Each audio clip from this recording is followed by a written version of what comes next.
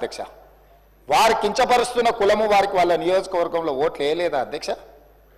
ఏ కులాన్ని కించపరిచినా కూడా ఈ ప్రభుత్వం చూస్తూ ఊరుకోదు. ఇది మంచి పద్ధతి కాదు.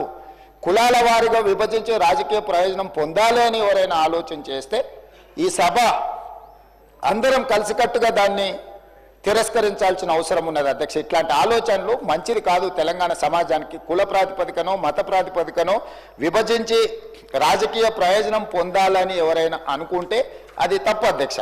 అదేవిధంగా ఈ సందర్భంగా ఒక అంశాన్ని నేను గుర్తు చేయదలుచుకున్నాను అధ్యక్ష.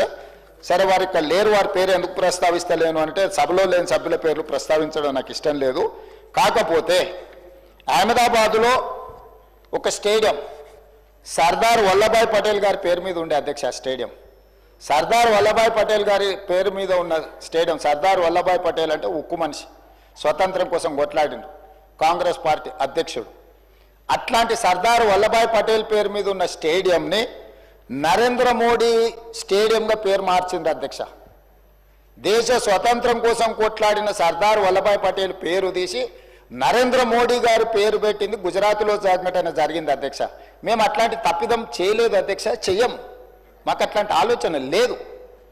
ఈ రాష్ట్రంలో ఎప్పుడూ జరగనట్టుగా మొదటిసారి ఏదో ఈ ప్రభుత్వం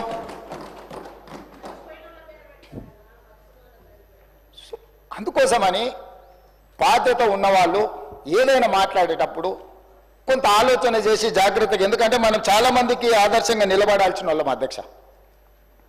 కాబట్టి దయచేసి ఈ సభలో నా విన్నపం ఒక్కటే సభ్యులకు, పరిపాలనలో భాగంగానే ఎన్టీఆర్ హెల్త్ యూనివర్సిటీ కావచ్చు, లేకపోతే అగ్రికల్చర్ యూనివర్సిటీ కావచ్చు, లేకపోతే హార్టికల్చర్ యూనివర్సిటీ కావచ్చు, లేకపోతే వెటర్నరీ యూనివర్సిటీ కావచ్చు, ఈరోజు తెలుగు యూనివర్సిటీ కావచ్చు, ఇవన్నీ కూడా పరిపాలనలో భాగంగానే రెండు రాష్ట్రాలలో ఒకే పేరు మీద యూనివర్సిటీలు కానీ ఒకే పేరు మీద సంస్థలు ఉండడం వల్ల పరిపాలనాపరమైన సమస్యలు ఉత్పన్నమయ్యే అవకాశం ఉంది.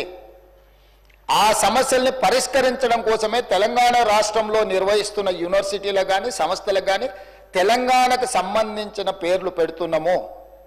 అదేవిధంగా పొట్టి శ్రీరాములు గారి పట్ల కానీ, పెద్దలు మాజీ ముఖ్యమంత్రి మాజీ గవర్నర్ రోసయ్య గారి పట్ల కానీ, ఆర్యవైశ్య సమాజం పట్ల కానీ ప్రభుత్వానికి అపారమైన గౌరవము, నమ్మకము, విశ్వాసం ఉన్నది.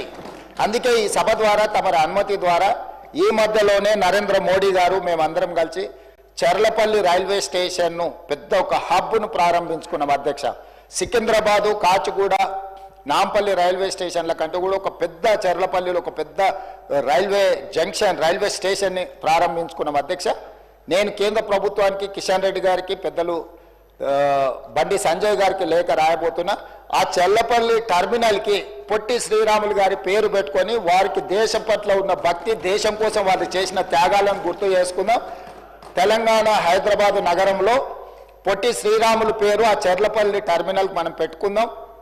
కిషన్ రెడ్డి గారిని, బండి సంజయ్ గారిని నేను విజ్ఞప్తి చేస్తున్నా, కేంద్ర ప్రభుత్వం నుంచి అనుమతి తీసుకొచ్చి చర్లపల్లి రైల్వే టర్మినల్కి మనం పొట్టి శ్రీరాములు గారి పేరు పెట్టుకుందాం అధ్యక్ష. అదేవిధంగా నేను అధికారులకు ఆదేశాలు ఇస్తున్నా. మనకు బల్కంపేట్